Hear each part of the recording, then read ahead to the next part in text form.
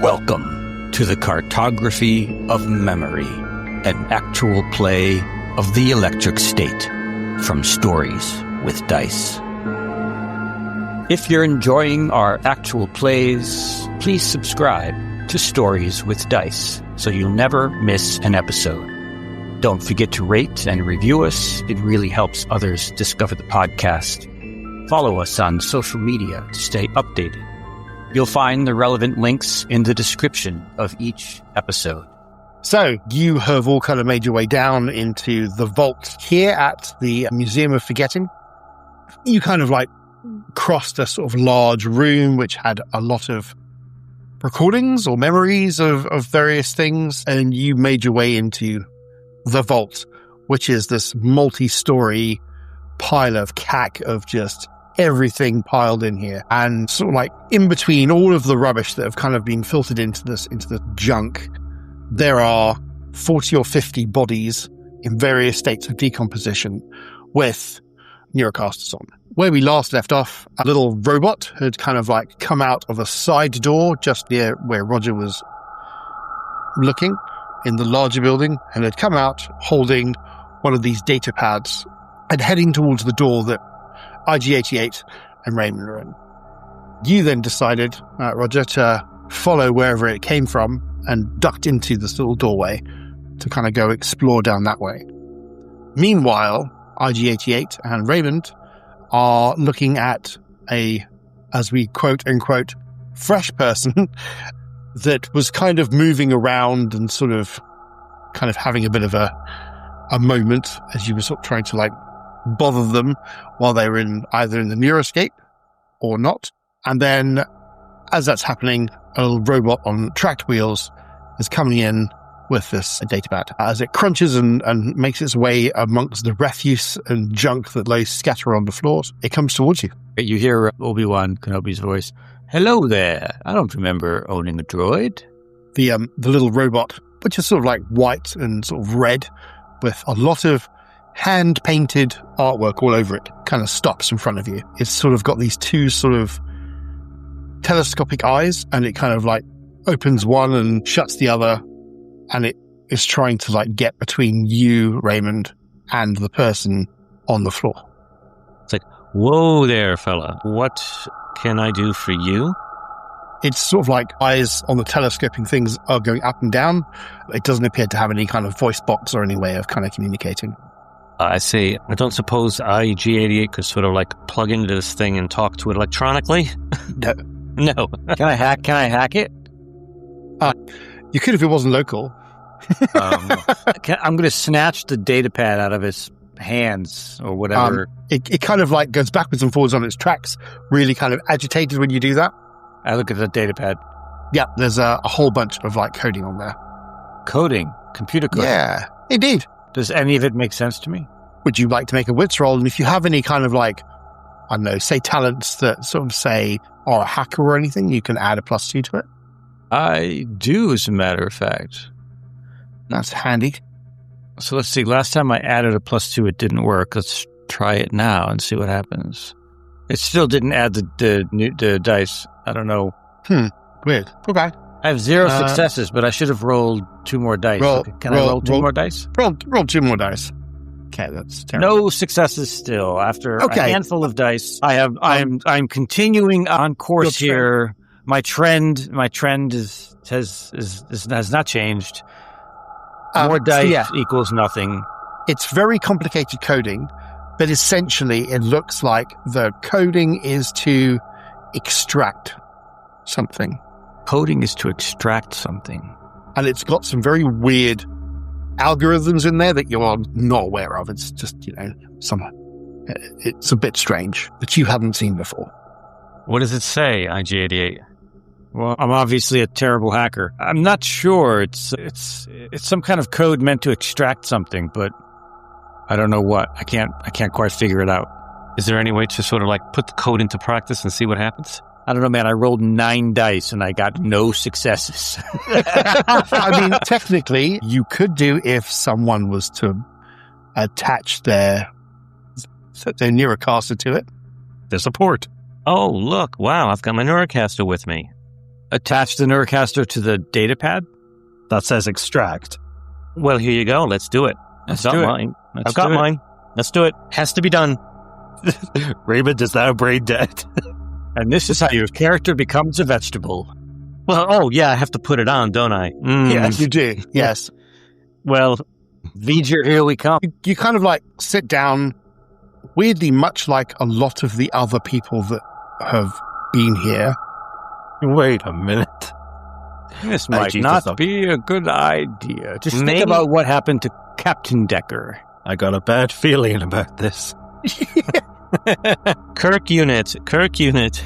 Danger, Will Robinson. The robot has kind of like followed you and sort of like going backwards and forwards in its tracks, looking very distressed, trying to get the datapad away from you. But I mean, it's only sort of the same size as like a 5-year-old child, so it has no way to do that. It's just like, it's ineffective. I mean, Like a 5-year-old.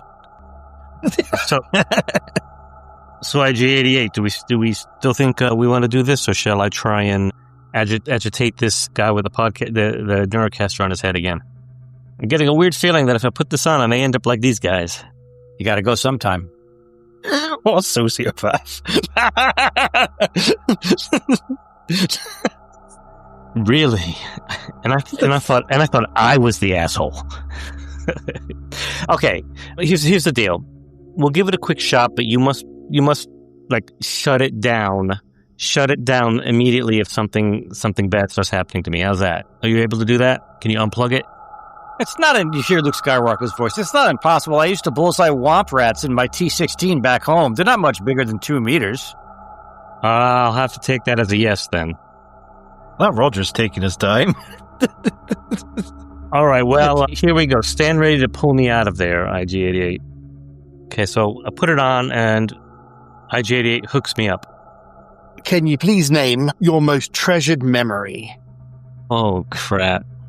It's me and her just lying in bed with the curtains open, watching the sun rise. And everything is just perfect. Music in the background.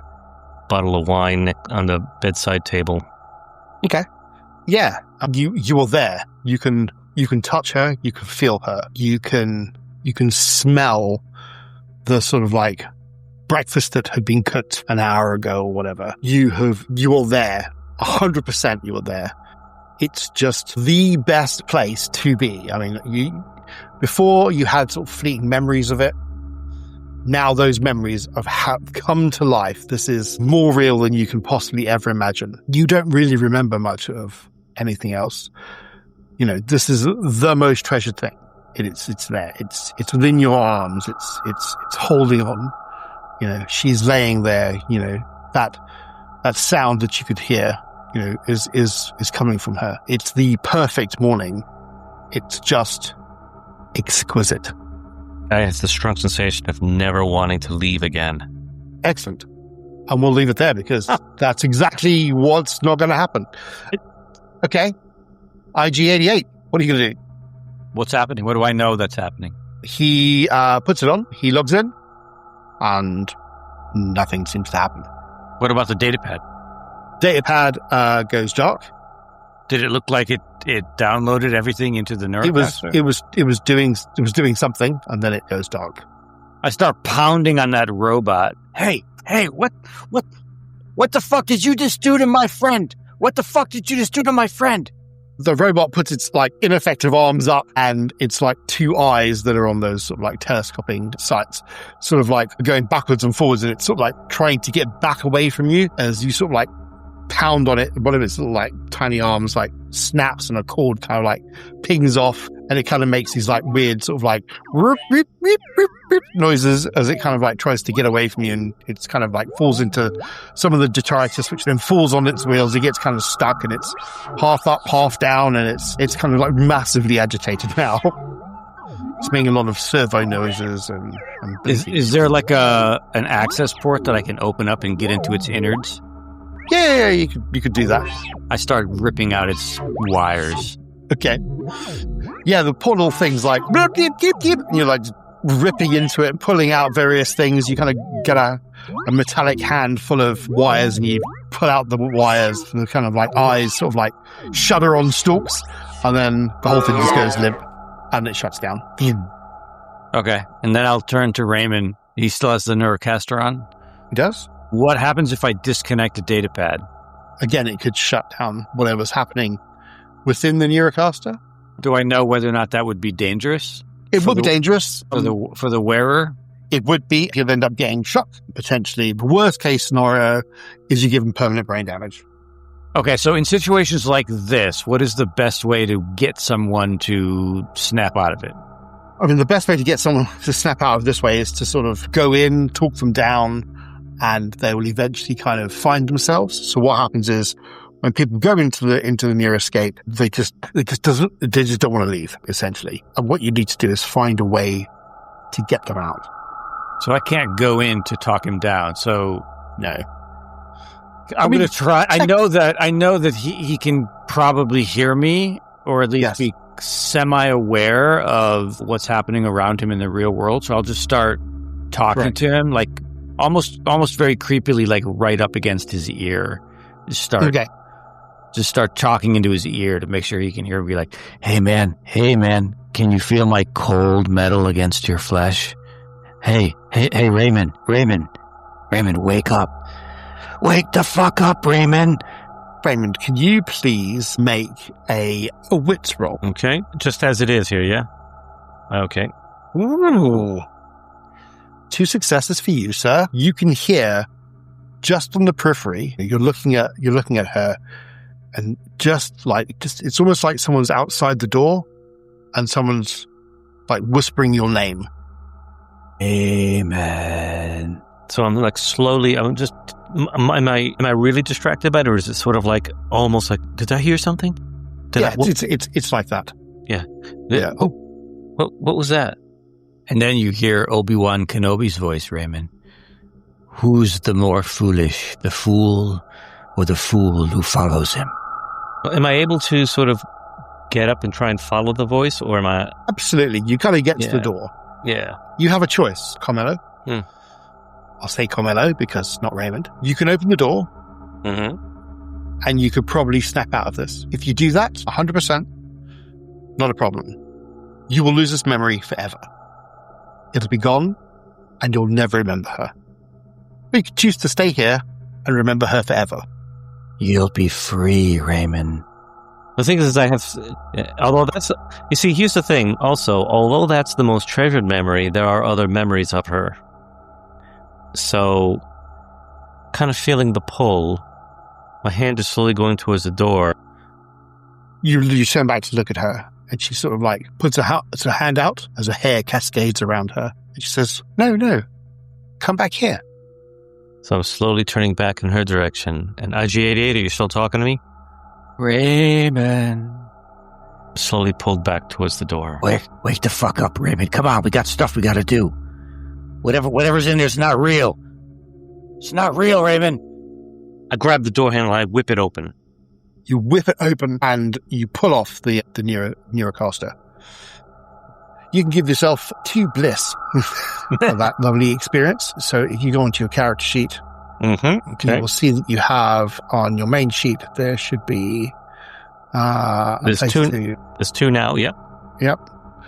That's what you have. When your bliss hits your hope, you will be stuck in the near escape forever. Okay. Keeping that in mind. Okay. All right. Yeah. You come out of it. That memory disappears, and the datapad says that it is now full. So we'll go back to Roger. As you're sort of going down this cramped little tunnel, which takes you up a ramp, and it's just really uncomfortable and difficult to kind of go up. But all along the actual walls are all these little pictures of hand-drawn sort of figures and people and robots and a whole load of stuff. Yeah. Is there any sort of like story to it when I'm wandering through? No. Like cave pointings and that sort of thing where you're like, oh, this is when we went hunting. It looks more like it is just randomly done over a period of time. Yeah. By like a child or someone childlike. Yeah. Okay. And you sort of like the follow same does it look the same as the stuff that was on the archive door? Yes, and the stuff that was on the little robot, similar kind of thing. Oh, all right, fair enough. Keep kind of crawling then. Yeah, you kind of like crawl until you get to a room, and there are another 4 of these robots. They're in various stages of disrepair, and there is another robot. It looks like a tin can upside down with 3 sort of rollerblades, blue and silver. It reminds you from a Star Wars film, and it is a sort of like it's half completed. Well, it's a good thing I've never seen a Star Wars film, so this is completely meaningless to me. Excellent. Hey. Right. So, like, it does look like a trash can with some rollerblades on it. Yeah. Okay. Is there anything else in this room? It does look like... No, there seems to be another doorway that kind of leads out of it, like a proper doorway. And there appears to be some kind of like mechanism for getting datapads out of the side. And this little kind of like corridor continues on up, and it looks like it probably goes all the way up to the top, technically where the archive room is. It would sit roughly in that same sort of... Okay, so there's some sort of like delivery mechanism for the datapads that pops in here and then goes off into the roof again. It's like one of those things that you get in like old banks that sort of like have vacuum. Yeah, okay, so it's like that. It's that sort of thing, yeah. Probably a bit slightly more high-tech, gravity version, but yeah, it's the same sort of thing. Is there any pads in the delivery system at the moment? There is not. Okay. I'll have a look at the little robots that I've seen. Are they similarly customized in a childlike manner? Yes, they've all been sort of like drawn on. And what's the most sort of like... Is there one that's like relatively still put together, or are they all... Yeah, there's one that's relatively still put together. Does it seem to be reacting to me like standing here, or is it just ignoring me? They all appear to be on like their own little base and pads. Okay, so they're on standby at the moment. They're on... Well, it looks like they would have been on standby if they were working. Right, okay. But now as you're going to get closer, you can see that they're not working. Okay. Does it look like there's like one station where the one that I saw would have been, logically? Yeah. Okay. That's fine. I guess I'll go have a look at the trash bin. Yep. And knock on it and see. Like, you knock on it. If it does there's anything. Someone in. There's a small man inside. No. Well, there was a robot on the other robot drone, so... No, there is... It looks like it's half... It's probably not even half completed. It's probably quarter completed. And there are still bits and pieces laying around, and it's as if whoever was kind of like fixing these things had upped and disappeared. Interesting. Okay, so is the door that leads out of here like a human-sized door, or is it robot-sized? Yeah, it's more or less a human-sized door. Okay. I guess I'll open that door and... Yeah, you appear to be in sort of like a back maintenance channel, which kind of leads between the different floors. You can see some stairs going up. Well, ramps going up. They're not stairs, they're ramps going up. Can I turn back around to the room I was in and see if there's anything written on the door? There's nothing written on the door, but there are pictures and stuff of various people doing various things. Some of the creatures don't look real. Like unicorns or stuff like that? Like humanoids with sort of like weird heads, or one sort of like a brown and looks like a bear. There's a bunch of different things like that. So, I can see a stairwell in front of me. No, it's a ramp. Sorry, it's like a ramp. Okay, a ramp that goes up, so the little robots can go up. Okay. So this takes me up to what would be the maintenance level. Yeah, because that was level 2. Yeah. He looks back down the tunnel, thinking to himself, and then IG seemed to be like busy with his own thing to do with a vault. And he found it, so he guess he'll just let that weird robot do whatever he's wanting to do, because once again, he's a bit scared of that robot. You're scared of little old me? Yes, the robot won't leave him alone for no apparent reason. Who has now left you alone? Yes, because he found... Weird. That's the weird thing. That's the first time in like a month that he has actually like found something more interesting. Yep. Than which in itself is probably like a heck, he might be like, heck, I could just get on the bus and leave him. This might be my only chance to ditch the robot. You wouldn't dare. Would I, Marco? Would I? And Ed would be left to be like, okay, fine with me. You're walking to... Okay, I'll carry on up the ramp and see where If there's you someone... you carry up the ramp and you come to the maintenance level, and then it goes up again. Okay. It takes you to the archive room. In fact, Okay, there's a little room. Yeah, you couldn't find any doors. As soon as you come to this level, you can see there's a sliding panel that opens up into the archive room. That sneaky hidden door. But on the other side, there doesn't seem to be a way in. It's only through this side. Okay. So does it look like this is where the automatically delivery mechanism takes the pads? Is this top area? It looks like there's in the area in front of that. So just before the room before the archive room, there is a sort of like a place for like empty pads or pads to be used. And there is like a small robotic or automated way of delivering them down to sort of like the next floor. Okay. Can I have a look through like this automated machine to try and figure out what it's doing with these pads? Yeah, it looks like the pads have been created already, and they just kind of like a card system. Yeah, and they drop it and it goes down, and the same thing happens with the others. Okay, there's probably maybe 30 or 40 more pads left on this rank of pads. Where I am at the moment is where all the blank pads are. Correct. And when I was in the archive, that was all the full pads. Correct. But for some reason, the Wii robot was taking what looked like... No, actually, I never looked at that pad. So it must have been taking an empty pad. But where would it have been taking an empty pad? Because it looks like the delivery mechanism only delivers empty pads down to the robots. Because there's no way for them to... It doesn't connect to the other thing through here. Okay. Make a wits roll for me. Okay. That's about all I'm getting from it. Yep, that's pretty much it. Yeah. Back to you two down the bottom. The first thing I'm going to say to IG-88 is I think we need... I'm just having a weird sensation. I think we need to keep hold of that data pad even though it's gone dark. I don't have any pockets, so here you go. And he hands it to you. Okay, I put it in my pocket. Yeah. So I just start looking through all of these people. Okay. They all have, whether there's stuff on them that might be familiar or that might be identifying anyone who looks like they're actually dead. Mm-hmm. I'll just take the Neurocaster off. Okay. To get a look at their face, if their face hasn't decomposed. Yep. Okay, yeah, that's fine. So looking at their stuff, they don't seem to have any personal belongings on them. They also they don't appear to have anything else. The only thing that some of them had was maybe a water bottle or maybe a lunchbox or something like that. Okay. So like no wallets, no ID no wallets, cards, no nothing like that. No. All right. In fact, make a wits roll for me. Yeah, because that's been going well for me. No modifier? Do you want to take your time doing it? Yes. Okay, you can have a +2 to it. So, if you can figure out how to do this. I don't know why the +2 never works for me, but let's try it again. So, here's a question. Do you put the actual plus in front of the 2? Try that. Okay, because I did that before and it didn't work. So, I have 5 wits, so that's 5 dice. I get a +2 for network because I'm the drone pilot, right? Is that correct? Yeah, no, because this doesn't require something droney, I don't think.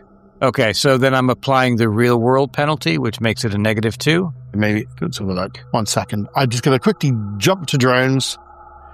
I think you might be last. I am wrong. No, you do get the +2. Hey. Get the +2. Yay. Okay. It's probably just going to roll the 7 dice again without the additional 2, so I'll see what happens. I'll roll the other 2 afterward. 1, 2, 3, 4, 5, 6, 7. So that's 7 dice. 9 dice. Okay, 1 success. 1 success. 1 success is all you need, sir. Yeah, you can see that maybe there is a sort of like a time scale of people that have been here. The ones nearer the door seem to be more current than the ones further away from the door. It's a rough estimate, and it's not perfect. And you can see that one of the ones sort of about halfway does have a wallet, and the wallet has got a picture in of a couple of kids and a guy. They're in ye old pose of the guy behind the 2 kids, all smiling towards a camera. It looks like it was some kind of like staged camera thing that they've done. And it's in the pocket, in sort of like a purse, sorry, not a wallet, a purse of a woman who is here that you're taking the Neurocaster off. But there doesn't appear to, there appears to be some old money in there, but there doesn't appear to be any cards or anything that kind of identifies her with her name. Is there anything written on the back of the photograph? Yes, on the back of the photograph, it says John and the kids, but no date or anything like that. Do these people look familiar to me? No. Do I believe you? No.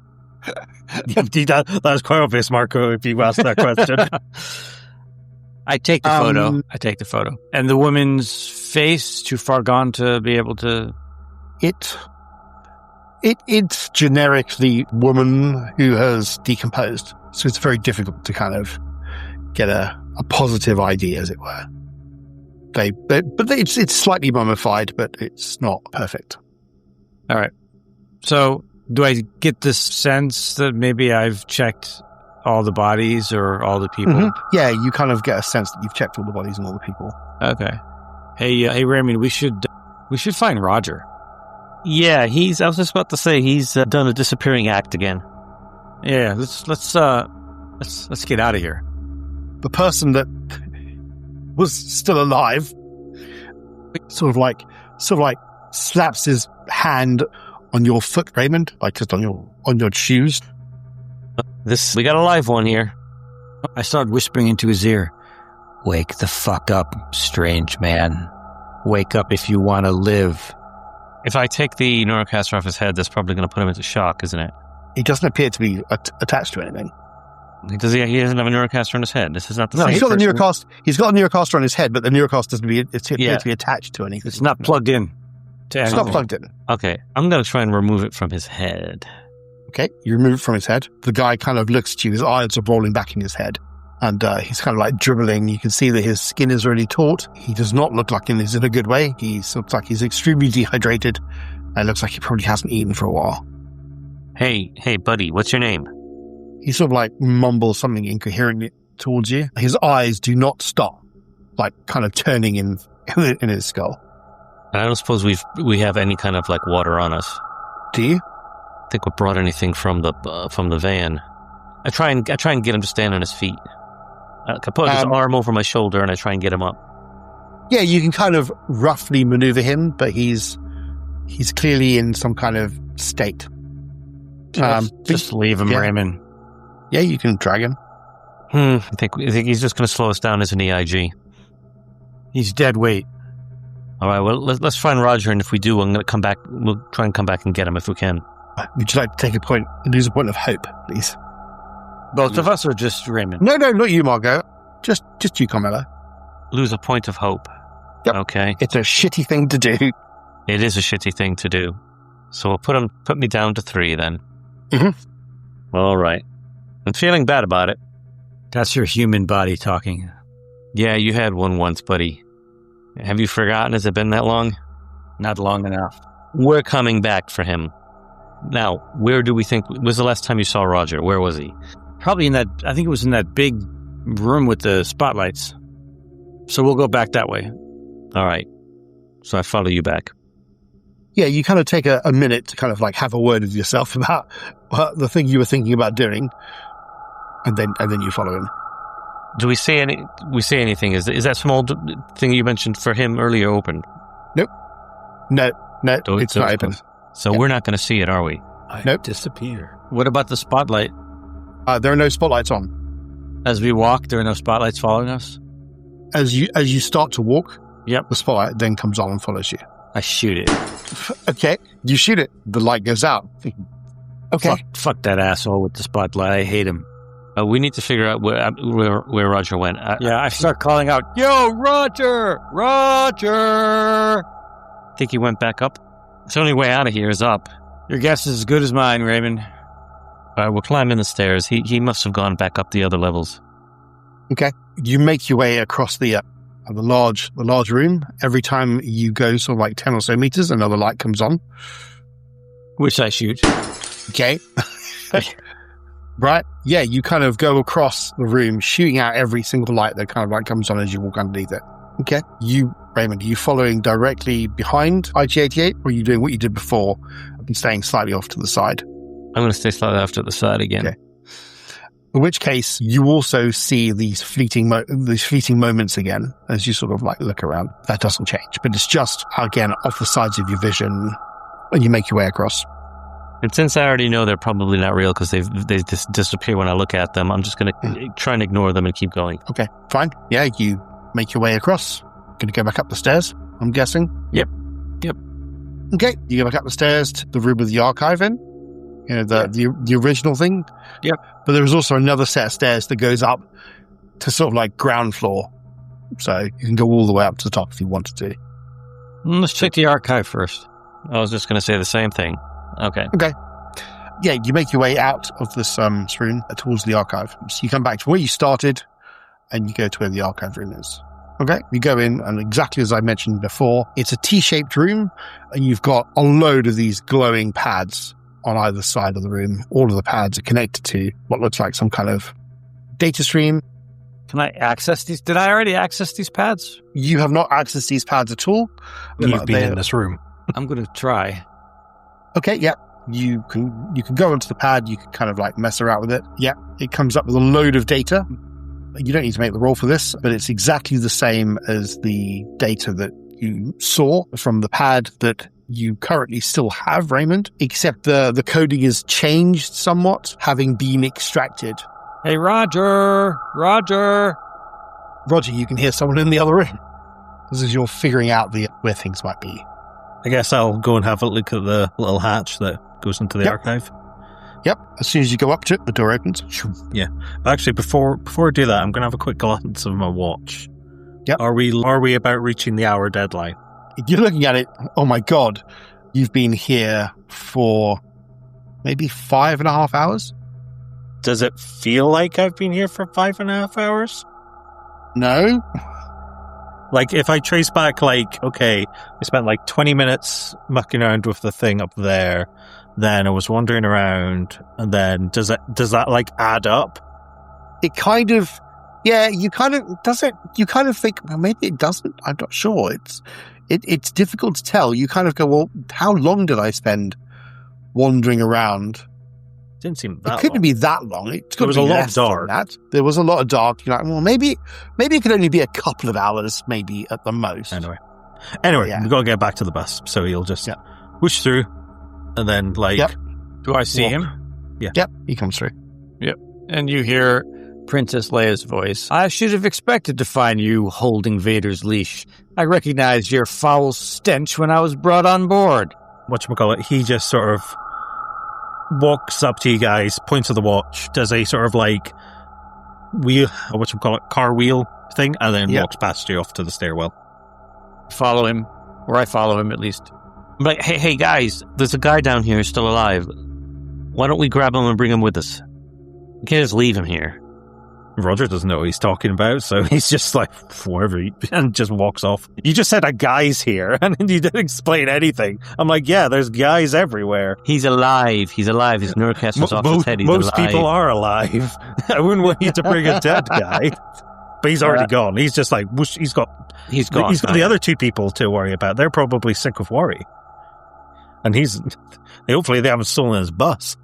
IG-88 says to Raymond, let it go, Raymond. That guy was a goner the minute he put that neurocaster on. Yeah, so I'm going to have to let it go because it can't be left behind. So yeah, we follow Roger. Okay, you follow Roger. Roger, you get to the escalator. Was there not a different way that went to the surface? Like all there the way was, up? yeah. There was. Yeah, there I'll just keep on going up the staircase straight to the surface rather than faffing around with like. Okay, so rather than faff around that, you go back into the stairwell and you make your way up to the ground floor. Yeah. Okay. Yeah, you come out of the up the stairwell and you come into a box room, and there is another set of fire doors. You open the fire doors, and immediately you're hit with the heat from outside. And you are standing in or behind the large building. This is one of the outer buildings that you saw. You're now on the outside of the actual building. I spent a second, sort of hand to bottom the light, get my bearings, and then be like, okay, car park is that way, and then start walking that way. Yep. You start walking over the dusty gravel floor of the car park towards your bus. Okay. And IG-88 and Raymond, are you following suit? Yeah, absolutely. Yes, sir. Okay. You follow suit. You get out into the sunlight and the heat, and you're just following Roger towards the bus. Happy to see the bus is still there. The bus is indeed still there. What about the other two passengers? They're not at the bus. Roger will get on the bus and give the horn a couple of honks. Okay. Knowing them, they probably went looking for us.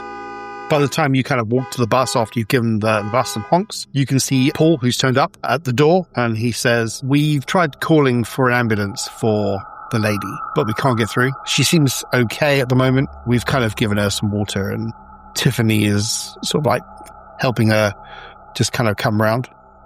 Roger just kind of looks quizzical because he knows nothing about this. Fuck it, leave her. Let's go.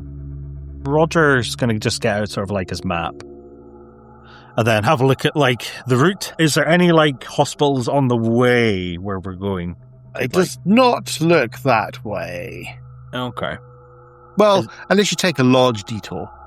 I don't trust her, Roger. There's something wrong about her. Roger just kind of shrugs and turns to Raymond and just points to the hospital. Roger, can you you then realize actually there's some laboratories that you worked at once. They'll have medical facilities. Okay, I guess I'll look at the map again. Yeah, and then I'm that's actually not that far out of your way at all. Okay, I point to that place, and then just do the sort of cross mark. IG-88 plays a clip from Star Wars, Luke Skywalker. But I was going to go to Tossie Station to pick up some power converters. Hey, look, we're going to bring her along. He's found a place on the map. We're going to bring her. I don't trust her. That's my line, but I'm going to go get her anyway. Okay, but I'm just warning you. Hey, man, back when I had a body, I knew this lady. And that was a long time ago, before the war. I think it was before the war. Was it before the war, Ed? It was. Yeah, you were young. Before the war. And somehow she hasn't aged a day. So I don't trust this lady. Roger points at the bus and then points at himself. I think you're saying you're in charge. Is that right, Roger? He gives a thumbs up. Okay, it's Roger's decision, IG-88. So Raymond, are you going to go back into the main building and go and get Jel? I'm going to go get her. Roger will go with Raymond to go get this lady. Okay. Apparently her. So she is now sitting up. She looks like she's been sort of seen to by Tiffany and Paul, and she looks just a little bit kind of confused. But Paul's sort of saying, "Oh, get your stuff. Anything you need, we'll take that with you. Do you need us to lock up? Is there anything we need to do here?" And she's sort of shaking her head, and so he's sort of picking her up and helping her to her feet. Raymond, what are you going to do about the guy downstairs? Well, maybe I can grab Paul and run down and get him. Okay. Is that okay? Roger, is that all right with you? There's another person who's in need of medical assistance. We can drop him off as well. Roger kind of looks surprised at this and then was gives you sort of why didn't you mention that? Yeah. That's fine. Okay. You fine. And Paul go down and pick up the guy and bring him back up. Paul's amazed at all the stuff that's down there. He sort of mutters and swears under his breath. But between the two of you bring the guy back up, put them in the back of the bus. Roger, you've kind of realized you've now picked up another 2 people in the bus, and you sort of calculate how long it's going to take you to get to the facility that you used to work at. Okay. We're not taking them all the way. No. So yeah, you reckon Shiver Labs probably won't be more than sort of half hour out of your way, so that's not a problem. So you adjust your course, you head off again. You sort of get in the bus and you take your way back onto the sort of back roads. What's playing on the radio, Douglas? I don't know. Probably just tune it to some sort of pop station or something like that. Maybe some boy bands or something like that. Okay, some 90s boy bands are playing. In fact, there's a compilation of 90s boy bands playing on the radio. Are there 90s boy bands? I guess sure there were. Yeah, the 90s was the boy band era. It was. I thought it was the early 2000s. Okay. No, they went on to that, but you had to, your NSYNC and all that. However, considering this, now would actually be a good time for the "Don't Stop Believing" Journey song. I like that. Yeah, and you kind of like get on the road. But yeah, this was the era of the Spice Girls too. Okay, Yeah. So it's all that kind of time, and you sort of like make your way along the road, and then you go off the track half hour out of your way as you're heading towards your old place of work, Shiver Labs, a place you haven't been to for quite some time. And IG-88 plays a clip from The Empire Strikes Back. It's Lando Calrissian. This deal's getting worse all the time.